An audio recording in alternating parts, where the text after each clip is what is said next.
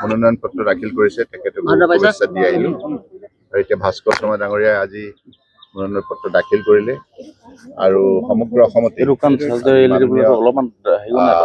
Doctor Himanta Biswa Sarma ডাঙৰীয়াই মনোনয়ন পত্ৰ দাখিল কৰিছে।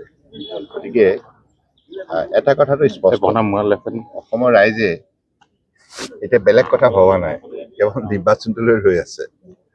ভোট দিব লাগে, আকৌ বিজেপি চৰকাৰ গঠন কৰিব লাগে।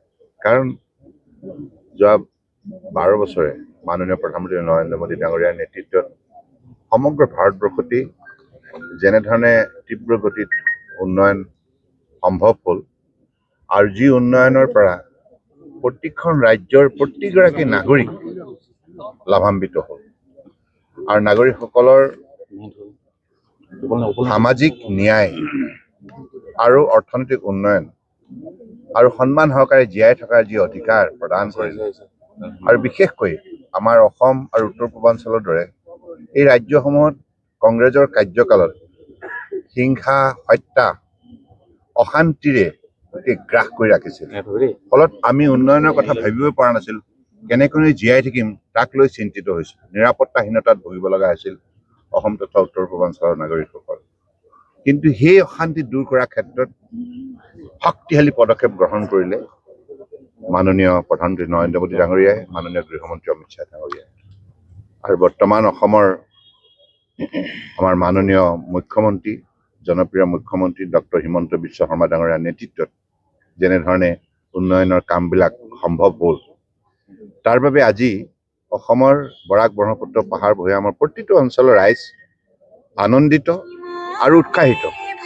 গতিকে সেইকাৰণে আগন্তুক দিনত এতিয়া সকলোৱে লক্ষ্য স্থিৰ কৰিছে যে যিহেতুকে একবিংশ শতিকাটো প্ৰতিযোগিতাৰ যুগ আৰু এই প্ৰতিযোগিতাত অৱতীৰ্ণ হৈ ভাৰতবৰ্ষৰ ভিতৰত অসম এখন শ্ৰেষ্ঠ উন্নত ৰাজ্য হিচাপে নিজক প্ৰতিষ্ঠা কৰাৰ ক্ষেত্ৰত ইতিমধ্যে সংকল্প গ্ৰহণ কৰিছে।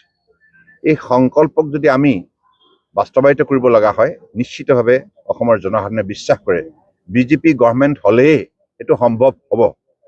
গতিকে সেইকাৰণে অত্যন্ত আগ্ৰহেৰে, অত্যন্ত আনন্দিত হৈ এইবাৰ সমগ্ৰ অসমৰ ৰাইজে ভাৰতীয় জনতা পাৰ্টীৰ নেতৃত্বত মিত্ৰজোঁটৰ চৰকাৰ পুনৰ গঠন কৰিব।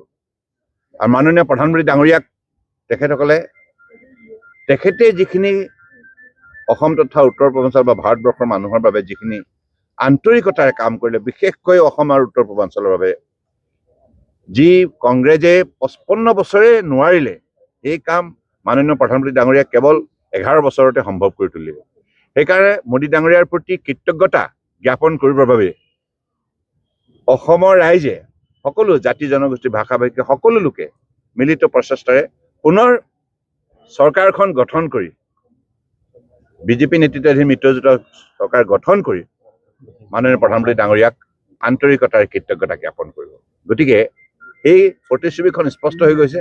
আৰু আজি ভাস্কৰ শৰ্মা, এইটো তোমাৰ তৃতীয়টো নহয় জানো, তৃতীয়টো নিৰ্বাচন, আৰু এই তৃতীয়টো নিৰ্বাচনত ভাস্কৰ শৰ্মাৰ মাৰ্ঘেৰিটাটোৰ কথা গম পায়, ভাবিব নোৱাৰাকৈ জিকিব, বহু ভোটত জিকিব। যোৱাবাৰ যিমান ভোটত জিকিছিল তাতকৈ মই ভাবোঁ যে দুগুণ বেছি ভোট পাব।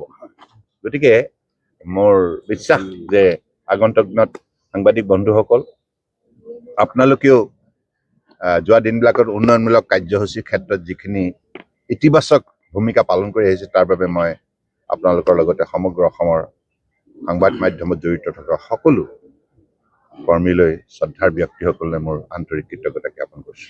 তিনিচুকীয়া জিলাৰ 6টা সমষ্টি কি ক'ব প্ৰত্যাহ্বান জনাব। আজি আপোনাৰ নমিনেশ্যন দিলোঁ, ভাল লাগিলে। কেন্দ্ৰীয় মন্ত্ৰী সৰ্বানন্দ সোণোৱালৰ লগত গৈ পেলাই এইমাত্ৰ নমিনেশ্যন দিলোঁ। মই ভাবোঁ খুব সুন্দৰ ইলেকশ্যন মাৰ্ঘেৰিটাত হ'ব। প্ৰতিদ্বন্দ্বী আঁতৰি গৈ আছে দেখিছোঁ।